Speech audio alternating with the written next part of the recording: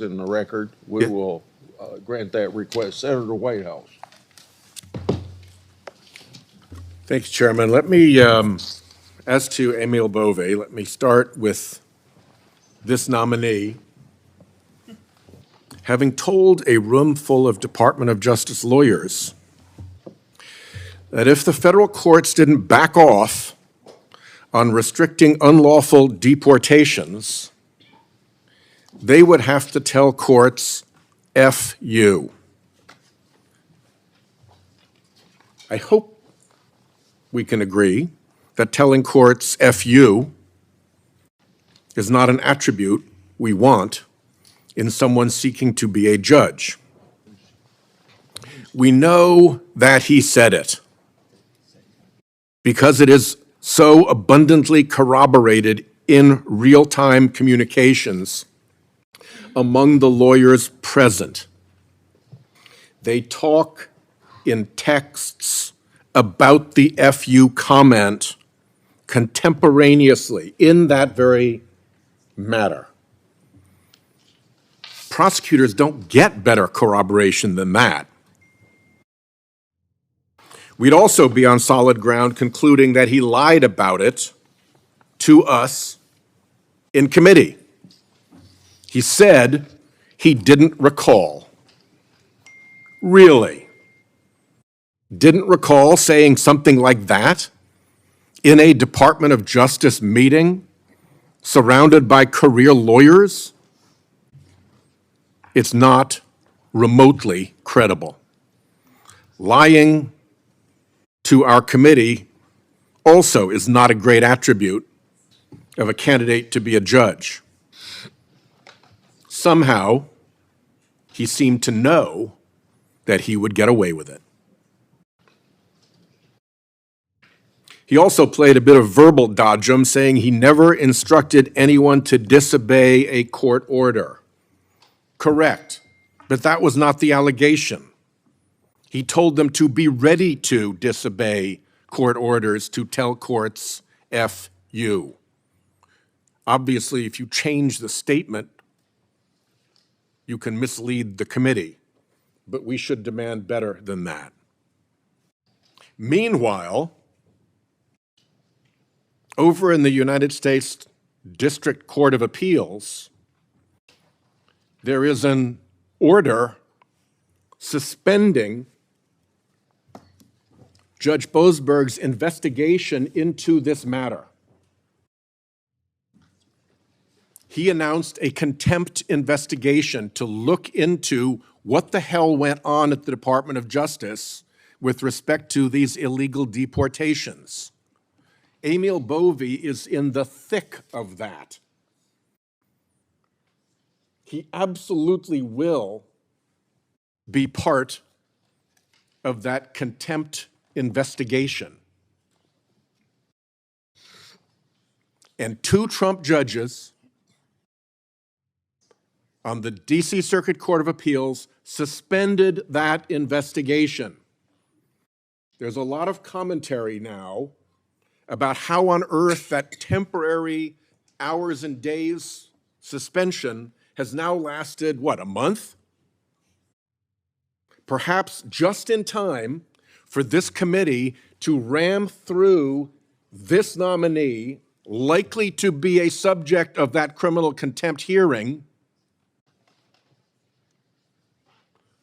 while it's delayed. If we are being played that way, with Trump judges delaying a contempt hearing that necessarily involves our nominee so that he can be shoved through, something is really rotten in Denmark. This whole mess around those deportations and his lying to this committee is all consistent with Bove's lawless character. He helped cook up an improper deal in a criminal case against the mayor of New York, which his own DOJ colleague called a quid pro quo, and an improper offer of immigration enforcement assistance in exchange for a dismissal of his case. That is disgraceful prosecutorial behavior. That colleague, the acting U.S. Attorney for the Southern District of New York, then resigned rather than go along with that rotten scheme. And another Trump administration crony also admitted it. Border czar Tom Homan appeared on Fox News with that mayor and said, speaking of the mayor, if he doesn't come through, if he doesn't deliver the immigration support we need, I'll be back in New York City and we won't be sitting on the couch. I'll be in his office up his butt saying, where the hell is the agreement we came to? The agreement. Separately, this nominee tried with acting U.S. Attorney Martin to confect a fake criminal investigation. Tried to confect a fake criminal investigation. Listen to those words. To allow an improper seizure of funds Congress had appropriated and that were obligated and disbursed to the Greenhouse Gas Reduction Fund. Career prosecutors pointed out you can't have a criminal investigation with no crime, with no predication, with no basis. And the career criminal chief who'd worked through multiple administrations was forced out of her job for her pains, pointing out that this was a fake criminal investigation, and they went forward with it anyway, Bove and Martin. These are not minor prosecutorial glitches. These are true violations of the basic oath of a prosecutor. Another principle prosecutors follow is not to publicly disparage subjects of your investigation, both because it's low, it should be beneath a prosecutor, and because longstanding DOJ policy prohibits it. Bove's official client, the EPA administrator, made repeated public statements accusing the fund and its participants and its administrators. By the way, among its participants was that notorious criminal organization, Habitat for Humanity. Accused them of being corrupt, of being criminal, of engaging in kickbacks, of theft, and of graft. None of that is even remotely appropriate. All of it is in violation of DOJ policy, and we couldn't even get answers about that violation. I ask consent that my June 18, 2025 letter to the Department of Justice on these topics be entered into the record. Without objection. These are truly evil abuses of DOJ's powers that this person led. Those are some of the problems with this nominee. Then come the problems with our committee process, in which he was pre-licensed to refuse to answer questions. The committee conceded something Congress has never before conceded, that deliberative process and attorney-client privileges overcome our constitutional powers of oversight and advice and consent. Senator Kennedy and I noted this in our bipartisan report on executive privilege in December of 22. I quote, Congress maintains that all other components of executive privilege, besides presidential communications, that the executive branch recognizes, including deliberative process and attorney-client privilege, still quoting here, are not constitutionally grounded and therefore cannot supervene Congress's oversight authority. The majority, having made that astounding reversal and concession, then didn't even follow the rules for assertion of those supposed privileges, neither as to their scope nor as to the process for claiming them. These privileges need to be asserted.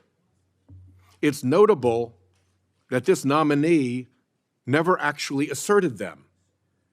He likely realized that they don't, in fact, actually pertain, and he didn't want to get caught out in the legal error of asserting a non-pertinent privilege.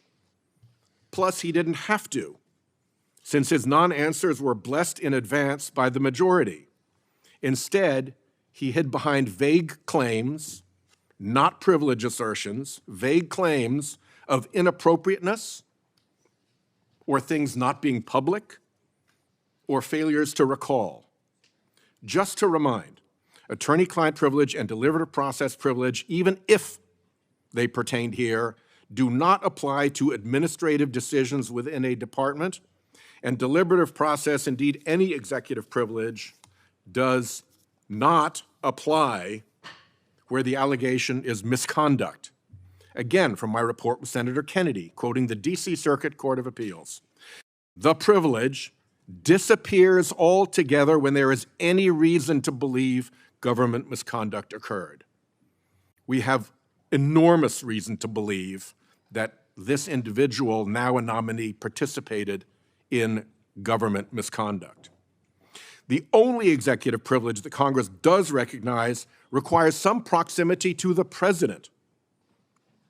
It is not applicable in ordinary agency administration, and the president must invoke it according to the Reagan memo. None of that took place under the blanket authorization to refuse to answer.